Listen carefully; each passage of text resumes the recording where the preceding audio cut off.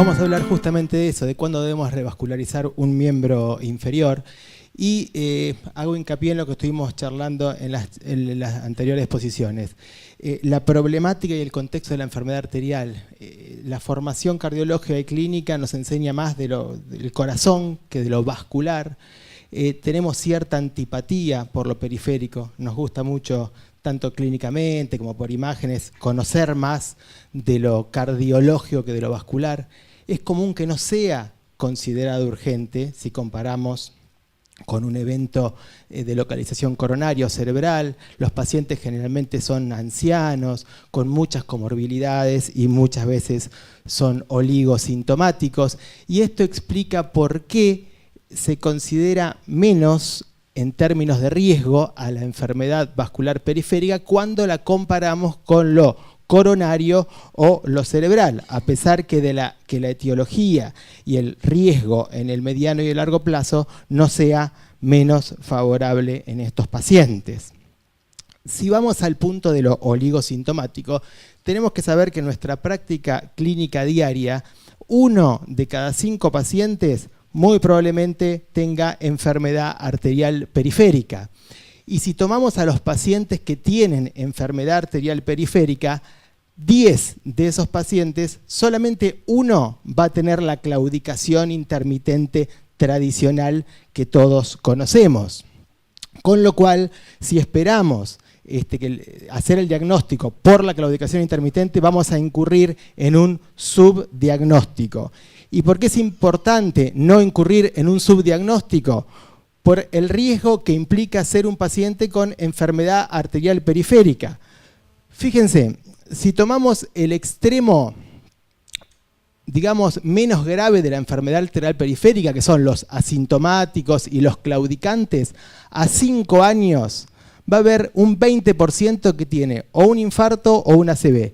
Y va a haber un 10 a un 15% que muere. Con lo cual, a 5 años, los pacientes con las formas menos graves de arteriopatía periférica, a 5 años, 1/3 o muere o tiene un infarto o un ACV. Es decir, tiene un evento duro. Ahora, si vamos a la parte más grave de la enfermedad arterial periférica, que es la isquemia crítica, y vemos qué pasa al año, más de la mitad o están muertos o están amputados. ¿Sí? Entonces, acá queda claro el riesgo que tenemos cuando estamos ante un paciente con enfermedad arterial periférica, incluso las formas clínicas menos graves. Cualquier estudio que muestre presencia o ausencia de enfermedad arterial va a mostrar pronósticos diferentes. Y cuando hay enfermedad arterial a más síntomas, la sobrevida se acorta.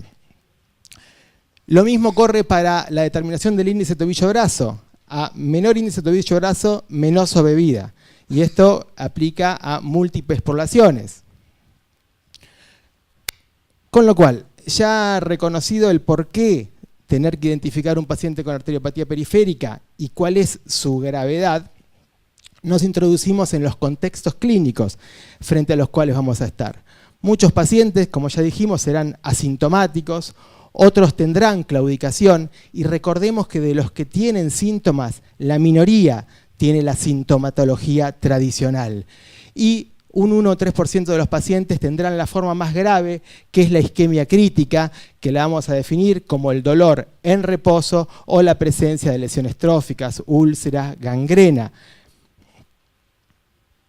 También debemos decir que existe un porcentaje de pacientes que tiene la isquemia arterial aguda, es decir, los que desarrollan la presencia de signos y síntomas secundarios a isquemia recientemente. Tomamos como punto los últimos 14 días y ahora vamos a hablar un poco de eso. Las clasificaciones, la de Fontaine y la de Rutherford, que son las más conocidas, tendrán en sus grados menores a los asintomáticos y a los claudicantes leves, y en sus grados mayores a los que tienen dolor en reposo y a los que tienen los trastornos tróficos, que, como habíamos dicho, corresponden a lo que llamamos isquemia crítica, pacientes de muy alto riesgo en el corto plazo en términos de muerte y de amputación. Entonces, nos preguntamos quiénes son candidatos para la revascularización. Lógicamente a los asintomáticos los dejamos afuera. Sabemos que son pacientes con alto riesgo. Habíamos dicho que a 5 años 1/3 tenía un evento grave, infarto, ACV o muerte. Esos los tomamos como pacientes de alto riesgo y lo tratamos, como recién se dijo, con metas de prevención secundaria. Ahora, nos quedaremos pensando en revascularización en los pacientes claudicantes, que están limitados en su actividad diaria y lógicamente los pacientes con isquemia crítica o isquemia arterial aguda.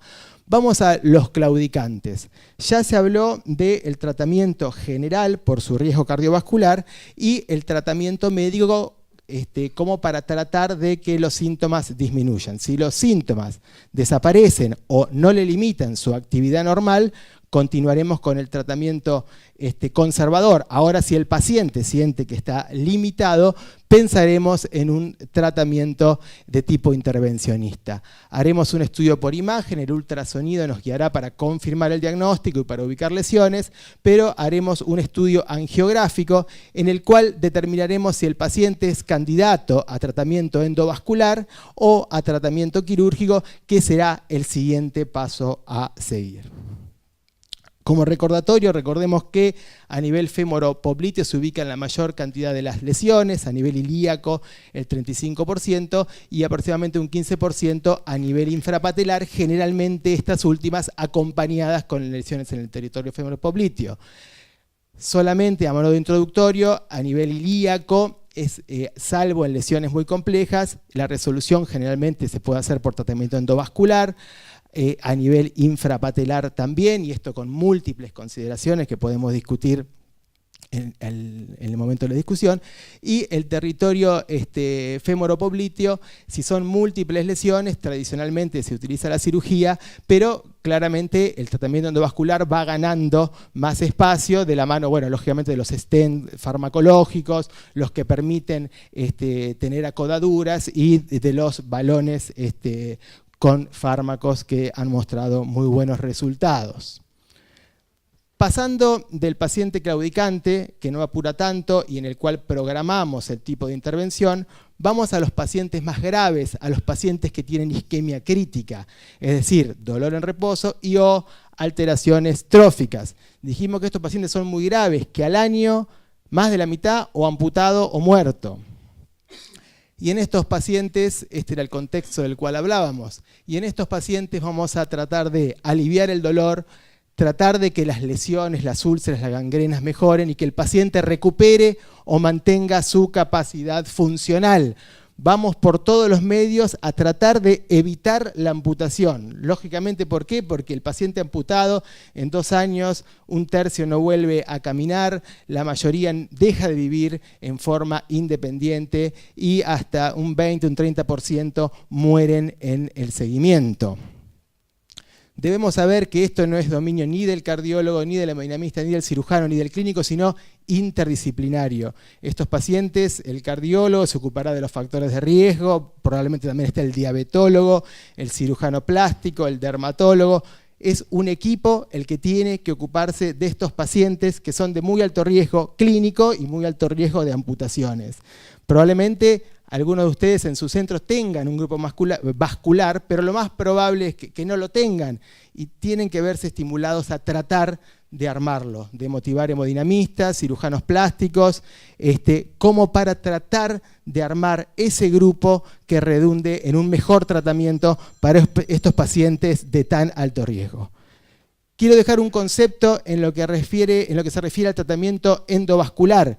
Si habláramos de enfermedad coronaria y dijéramos que uno hace una angioplastia y a los 5 meses un 40% tiene restenosis, estaríamos diciendo que el tratamiento no es muy bueno. Eso difiere en la arteriopatía periférica. La restenosis no es un problema y muchas veces no se acompaña de deterioro clínico. ¿Por qué? Porque estos pacientes que tienen lesiones tróficas y en los cuales queremos salvarle el miembro, probablemente si se revasculariza y está un tiempo permeable, en ese tiempo probablemente la lesión cicatrice y salvemos el miembro. En ese tiempo también puede desarrollarse circulación colateral que favorezca el adecuado flujo sanguíneo a ese miembro. Con lo cual, Ustedes fíjense en estudios en los cuales se evalúa la permeabilidad primaria, 37,9%, y la permeabilidad asistida, es decir, con un segundo procedimiento, 79%. Si estuviéramos hablando de enfermedad coronaria, no estaríamos muy contentos. Ahora bien, si vemos que esto mismo se traduce en un 75% de curación de heridas y en un 93% de salvataje del miembro, vemos que a pesar de la alta tasa de restenosis, el resultado clínico fue bueno. ¿Por qué? Porque mientras estuvo permeable, mejoró la cicatrización, se curó la infección y se desarrolló circulación colateral. Entonces, este concepto es un concepto que es diferente en lo que respecta a la arteriopatía coronaria, y este trabajo en el mismo sentido muestra que a pesar de tener una restenosis o una permeabilidad no tan alta en el mediano plazo, la curación, el salvataje del miembro puede llegar a ser muy alto. Con lo cual, el tratamiento endovascular a expensas de una restenosis no menor igual puede acompañarse de un beneficio clínico marcado. Recuerden que hay que hacer lo que sea para llenar el arco plantar, desarrollar la circulación colateral, y ese tiempo en el que está abierta la arteria puede alcanzar para que esto se produzca, mejore la herida, se salve el miembro. Entonces, partimos del enfoque interdisciplinario, se trata del dolor, las lesiones tróficas, esto es bastante complejo, infectólogo, clínico, cirujano plástico, dermatólogo, y urgentemente tiene que ir a la revascularización. Estará el paciente que no es factible por su muy mal estado general, estará la anatomía, que no es factible, y en ese caso se puede considerar la infusión de prostanoides, pero en aquellos pacientes que tienen anatomía factible y clínicamente lo pueden tolerar, el tratamiento endovascular o el tratamiento quirúrgico será la indicación en estos pacientes que dijimos que tienen muy alto riesgo de perder el miembro. Último. Hablamos de la isquemia arterial aguda. Esto se presenta agudamente, las 6P, el dolor, la palidez, la parestesia, la parálisis, los pulsos ausentes, alta tasa de amputación, alta tasa de mortalidad. Esto puede ser por embolias sistémicas o por trombosis locales de enfermedad arterial, entre otras causas. Será importante ver la vitalidad del miembro clínicamente y con el Doppler. Clínicamente, si el paciente tiene anestesia del miembro, parálisis o rigidez y no hay señal ni arterial ni venosa, diremos que estamos ante un miembro no viable. Entonces, con un paciente con isquemia aguda, se heparinizará de manera intravenosa, y si tenemos posibilidad de revascularizar por hemodinamia o cirugía, el paciente se quedará en nuestro centro, y de no ser así se derivará rápidamente.